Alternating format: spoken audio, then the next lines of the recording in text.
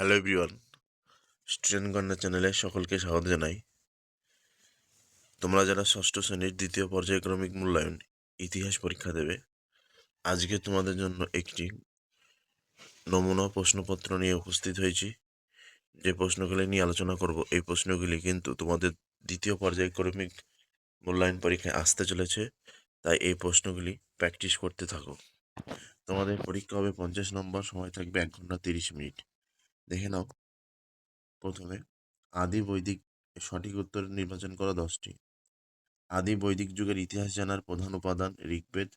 10 রাজার যুদ্ধে জয়ী হন সুদাস। মগধের রাজধানী ছিল পাটলিপুত্র। বৌদ্ধদের বৌদ্ধদের ধর্মগ্রন্থের নাম ত্রিপিটক। জনপদ শব্দটি এসেছে জন থেকে। প্রাচীন ভারতের 16টি মহাজনপদের মধ্যে শ্রেষ্ঠ হল মগধ। মৌর্য বংশের শ্রেষ্ঠ সম্রাট অশোক। মেগালিথ বলা হয় পাথরের সমাধি। বিদ শব্দের মানে জ্ঞান। পার্শ্বনাথ ছিলেন জৈন তীর্থঙ্কর। এলাহাবাদ প্রশস্তি রচনা করে হরিসেন। এবার একটি বাক্যে উত্তর দাও 10টি। প্রথম প্রশ্ন, বেদাঙ্গ কয়টি? 6টি।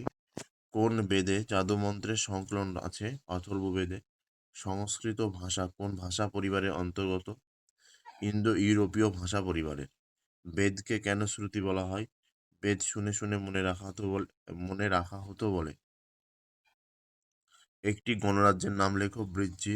দক্ষিণ ভারতের একমাত্র মহাজনপদ অসমক।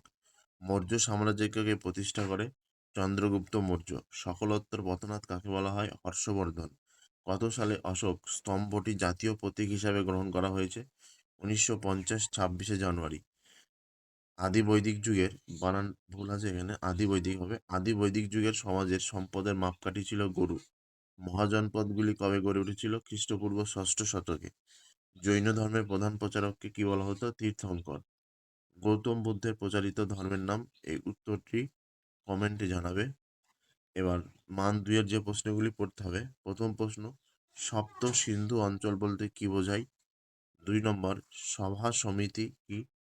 3 নম্বর দেখো, ধর্মচক্র প্রবর্তন কি? 4 নম্বর, জৈন ধর্মের ত্রিরত্ন বলতে কি বোঝায়? 5 নম্বর, সিইউকি কার লেখা? শিলাদিত্য কার উপাধি ছিল? এই ছিল মান 2-এর। এবার মান 3-এ যেগুলো পড়তে হবে দেখে নাও। বৈদিক যুগে বর্ণাশ্রম বা চতুর্বর্ণ প্রথা বলতে কি বোঝায়? 2 নম্বর, বৈদিক সাহিত্য টিকা লেখো। 3 নম্বর, দিগম্বর ও শ্বেতাম্বর কাদের বলা হতো? দেখে নাও ভালো করে। 4 নম্বর, আর্য সত্য কি? 5 নম্বর হচ্ছে মৌর্য সম্রাটরা গুপ্তচর কেন নিয়োগ করত? এবার দেখো উত্তরগুলো দেখে নাও ভালো করে। মান 5-এর যেগুলি পড়তে হবে। বৈদিক যুগে নারীর অবস্থা বর্ণনা করো। ভেরি ভেরি ইম্পর্টেন্ট, দেখে নাও, পয়েন্ট পয়েন্ট করা আছে। 2 নম্বর, হর্ষবর্ধনের রাজ্য জয় ও শাসন ব্যবস্থা কিরকম ছিল?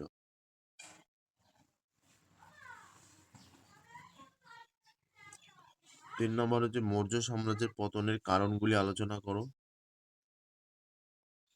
এক্সট্রা যেগুলি পড়তে হবে দেখে নাও।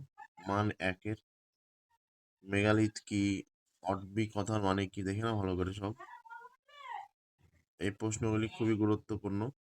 মান 1 ও মান 2-এর এই প্রশ্নগুলি বারবার রিভিশন করতে থাকো, দেখবে এখান থেকে 100% কমন পেয়ে যাবে। ভিডিওটি ভালো লেগে থাকলে অবশ্যই লাইক কমেন্ট শেয়ার করবে। ধন্যবাদ।